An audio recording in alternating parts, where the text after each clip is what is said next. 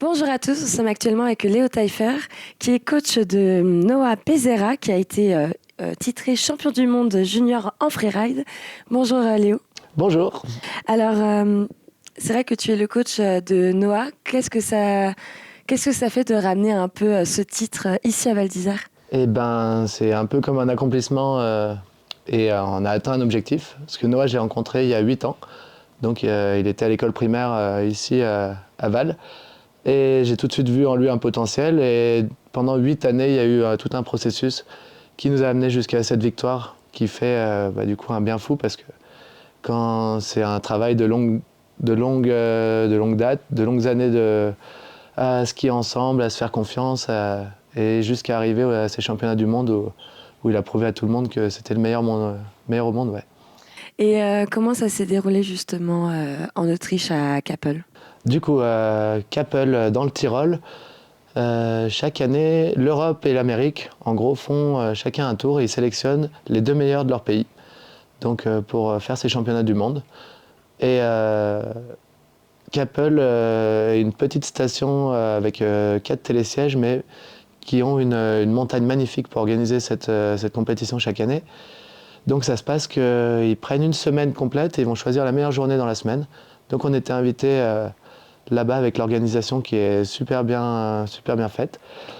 On a plusieurs journées de repérage de la face parce qu'on n'a pas le droit de descendre dedans. Donc on repère tout avec des jumelles avant et il faut essayer de mémoriser tout ce qu'on voit, tout ce qu'on arrive à voir d'en bas. Et ensuite un tirage au sort pour les dossards. Noah a tiré le dernier dossard de la journée. Donc ils étaient 65 concurrents. Ils passaient après 65 personnes. Donc il faut imaginer des traces de partout. Et la lumière était passée parce qu'il était déjà presque 15 heures quand il devait descendre. Donc des conditions vraiment pas faciles.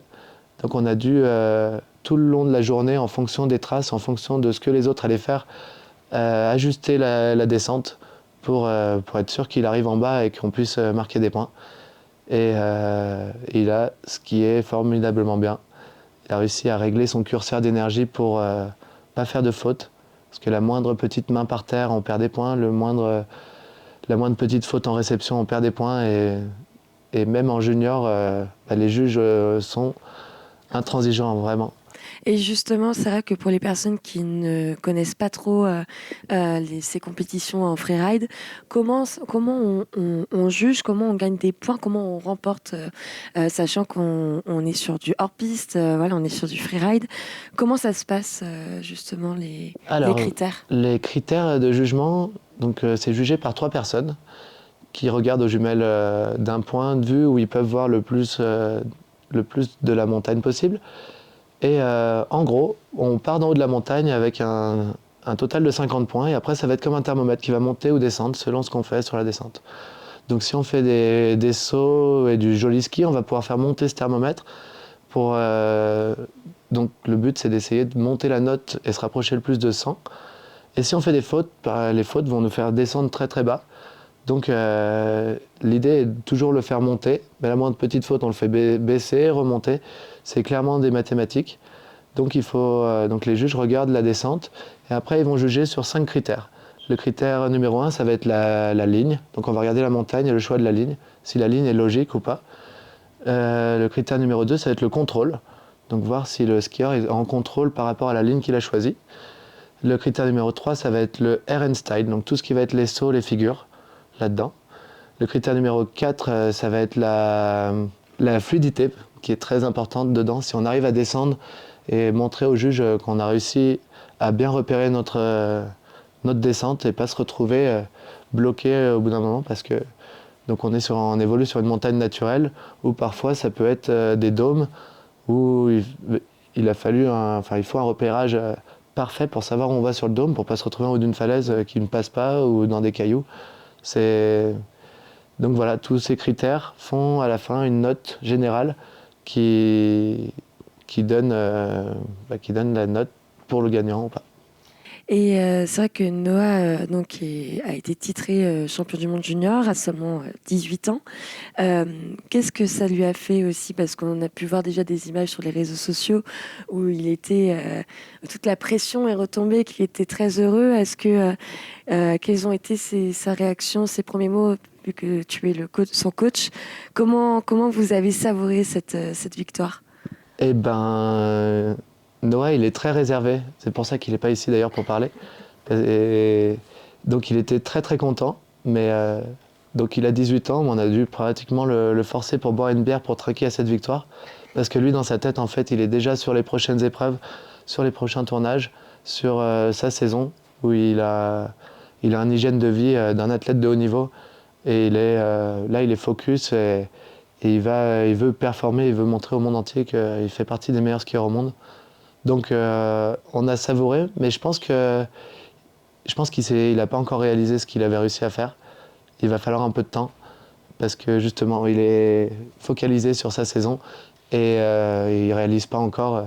Donc ça va venir dès la fin de saison et il lui reste bien des épreuves à faire cet hiver. Donc là on espère que ça va jouer. Et c'est vrai que c'est un peu une étoile montante qui est aussi avaline. Et voilà, on est Noah et Avalin. Et c'est vrai c'est un peu l'espoir, on va dire, en freeride. Quelles sont ces prochaines épreuves, ces prochaines compétitions Du de coup, cette saison? eh ben, grâce à cette victoire, il va pouvoir accéder au Challenger, qui est un tour qui se situe juste avant le Freeride World Tour. Freeride World Tour, qui est le championnat du monde qui rassemble les 18 meilleurs mondiaux adultes. Donc il lui reste 5 épreuves, 4-5 épreuves pour la fin de saison qui vont s'enchaîner dans le mois de mars. Il y a une date à Val Thorens, puis ensuite ça va enchaîner en Italie et en Autriche. Donc beaucoup de voyages, tout ça va se cumuler dans le mois de mars. Et dans le freeride, c'est aussi un sport d'image, beaucoup. Donc Noah est sollicité pour beaucoup de tournages de films à droite à gauche, pour des marques ou pour des projets vidéo avec des riders. Et là, il commence à être connu mondialement sur les réseaux, donc il est sollicité un peu de partout. Donc il a un programme très très chargé, très très dense. Et moi en tant que coach, mon rôle c'est de lui dire ok, ça on peut mettre 100% de ton énergie, c'est trop bien. Là par contre, il y a un moment il va falloir prendre du repos parce que la saison est longue et le corps, on peut dire qu'il subit pas mal en freeride. On saute des trucs gros souvent et les conditions de neige font tout. Une montagne en glace, on va s'user le corps beaucoup plus vite que quand il y a de la poudreuse. Donc c'est tout un curseur d'énergie à savoir mettre pendant toute la saison. Et donc il est très pro, mais moi je suis derrière lui pour faire en sorte qu'il se fasse pas mal et qu'il Pour performe. l'accompagner. Je l'accompagne et pour qu'il puisse performer au mieux, ouais. Et là, vous avez des entraînements, vous allez vous entraîner encore un peu sur Val d'Isère avec Noah ou Bien comment sûr. ça se passait là? Alors moi je suis avec le groupe de la Freeski Academy tous les mercredis, tous les week-ends, et je libère tout mon temps, tout le reste de mon temps à Noah, qui est en terminale à Moutier, donc il passe son bac cette année, mais il est libéré tout l'hiver.